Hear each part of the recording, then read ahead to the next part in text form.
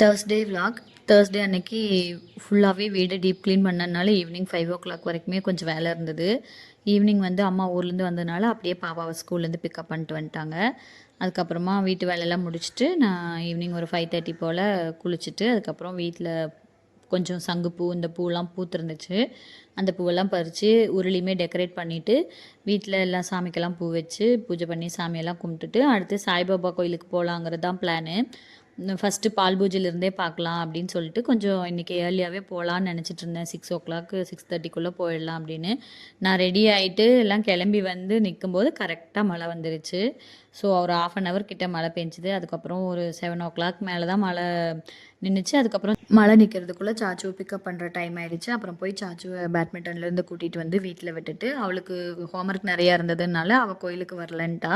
அப்புறம் நானும் அம்மாவும் தான் கோயிலுக்கு போயிருந்தோம். நாங்கள் போகும்போது கரெக்டாக அலங்காரம்லாம் பண்ணி முடித்து பூஜை ஆகிறதுக்கு ரெடியாக இருந்தது. போனோடனே கொஞ்சம் ஒரு 5 minutesலேயே பூஜை ஆச்சு.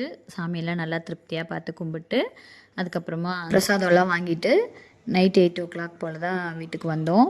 இந்த தேர்ஸ்டே எனக்கு இப்படி தான் போச்சு. இன்னொரு விலாகில் பார்க்கலாம். பாய்.